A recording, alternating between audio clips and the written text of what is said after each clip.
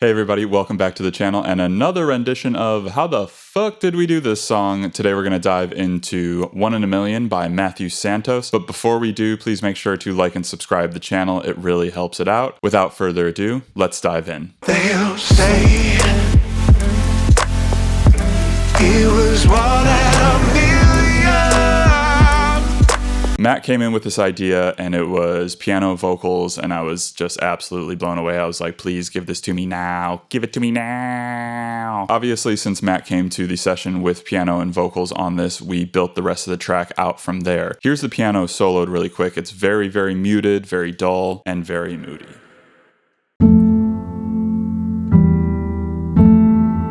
After the piano, let's dive into Matt's lead vocal because there is a lot of processing going on this track, as you can see. Let's start at the very beginning of the chain. We have the GW voice centric, which is just adding some nice compression, maybe a little bit of an EQ curve. After that, we have the decapitator, which you can see the drive is not even being pushed at all. This was just to add a little bit of color to Matt's voice. We have the Renaissance axe, which is adding some nice compression that makes the voice feel super present.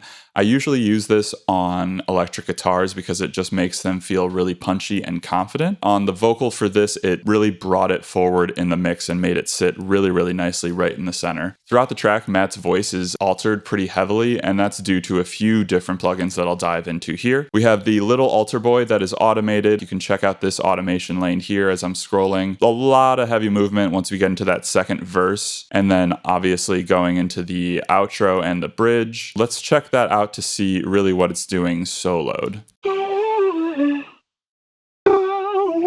If I turn off little altar boy entirely, this is what it's going to sound like.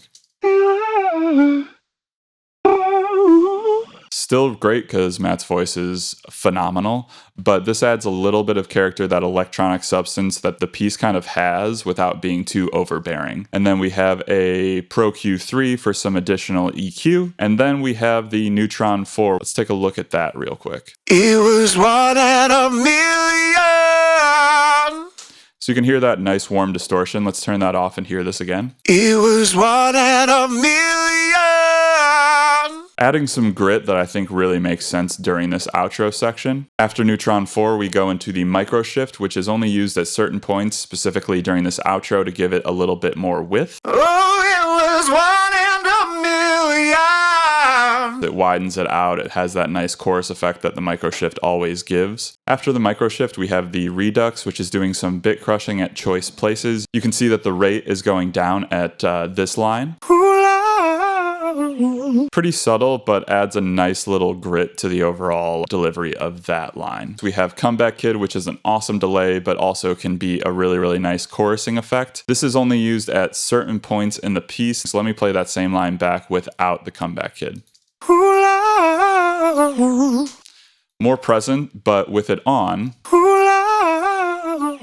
it feels a little bit more washy. It has this nice space around it that I feel really helped in that first drop. At the very end of the chain, we have two different auto filters. These are again automated throughout the entire piece wherever needed. So now that we've had an in-depth look at the lead vocal, let's dive into the rest of the instrumental parts. We have the drums, which are just a few different samples. This looks like this is from the J-Views sample pack that I was using at the time. We just chopped up some certain elements.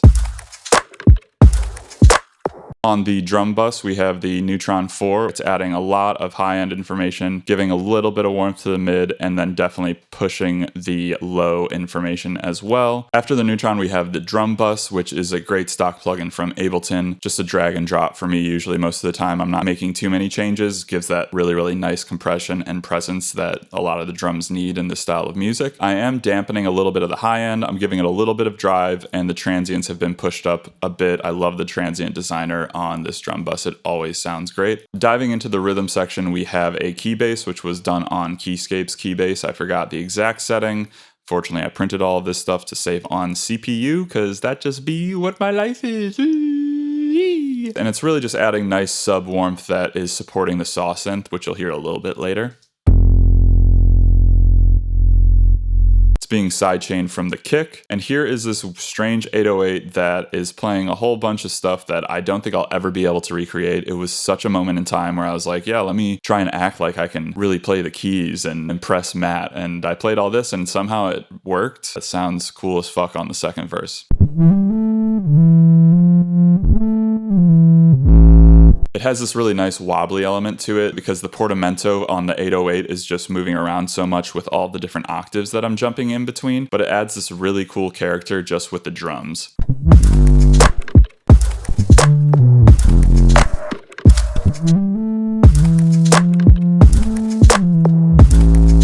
We have a few different one-shots that go on throughout this second verse and also leading into the next drop. They're just there to add like drama. They're either taken from different like reverb samples from other instruments throughout the piece and then stretched out or modulated. Here's one that's soloed.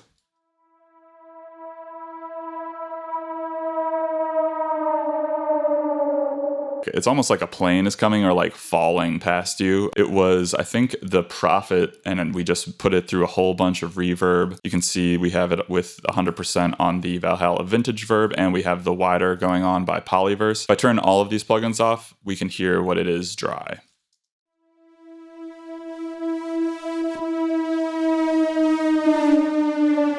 So it's a cool cinematic type of sound, but it wasn't really sitting enough in the mix. This makes it a little bit more eerie and pushes the second verse forward. Now during the drop, there's another vocal element, which is a vocoder and vocal chop that are playing together. Here's the vocal chop soloed.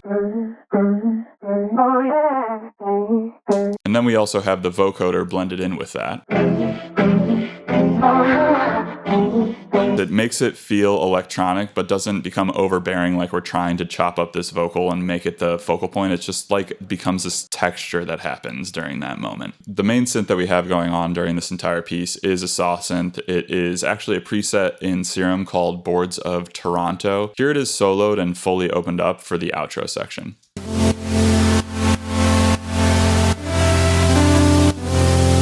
So it's got a lot of noise going on, and then that synth that you kind of have poking through whenever you're playing single notes at a time feels so warm and really, really analog. Now there's another cool element that happens in the outro, which, you know, we in the business like to call the plinky pluckies. It actually was some presets I was just going through trying to find a sound that could help fill out this final section, a little bit of ear candy here and there. And I was just plinking and plunking on the keys, playing whatever. And I was like, well, that sounded bad. But then Matt was like, yo, that was super dope. So we ended up saving it thanks to Matt's brilliance. And this is what it sounds like soloed. Kind of like a weird broken toy piano, but in the mix there's this nice little break that happens and this kind of pops out at the end. It's just really cool. I feel like this entire production, there were so many moments where Matt and I were just like, wow, this is kind of nuts that we're finding all of these things, that all of these things are falling into place, because that doesn't always happen. I really do believe, okay, let's get philosophical for a second. This song and this production really was a moment in time. It was like catching lightning in a bottle for Matt and I. I think whenever I'm creating music, when those things happen, it's not really me like finding it within myself. It's reaching out, grabbing that little melodic piece or that sound from somewhere else. It's just kind of like floating around. I think that just happens sometimes. Back to the task at hand though, because y'all do not want to hear me do a podcast on that. You're here for the production and mix of 1 in a Million. So let's dive back into these little horns. Not horns, big farty horns. You gotta love them. You gotta love the farty horns. They're everywhere. Everybody needs them. You gotta have them. Here's what they sound like soloed. Yeah, pretty farty, and I love them. During the second verse, we have this horn woodwind arpeggio that is brought in for 1 split second during a break, but it's then replayed and used throughout the build going back into the outro, which is done on the analog brass and woodwinds, which is by Output. Make sure you save before you open any of their stuff, because I have crashed so many sessions after trying to open these things. I don't know what it is. It must be me. Maybe it's not. Let me know. Please, God, help me. But this preset is the Go Forth Be Free. I think I probably just pulled it up and the ARP was already hidden. That goes into the magic switch, which is adding some nice chorusing and widening. It's kind of like another version of the micro shift, but focused a little bit to be even more retro sounding. Then we go into the RC20, which is just adding some nice vinyl noise and the distortion on top of it. We turn off that. Here's what those horns sound like. Here it is with them on. So just some overall volume level and a little bit of saturation, but nothing too crazy. Then we go into the compressor because we are sidechaining most everything in this track from the kick because that shit always sounds good. It never sounds bad. After those horn arps are building up, we are finally getting to the culmination of the track at this outro moment where all the elements I've been pointing out finally kind of intertwine and play together. They'll say it was 1 out of a million. They'll say, oh. That's basically it for the production and mix on 1 in a Million by Matthew Santos. Please let me know if you want me to point out anything else that's going on in the track that I missed in this breakdown. Until I see y'all next time, be well.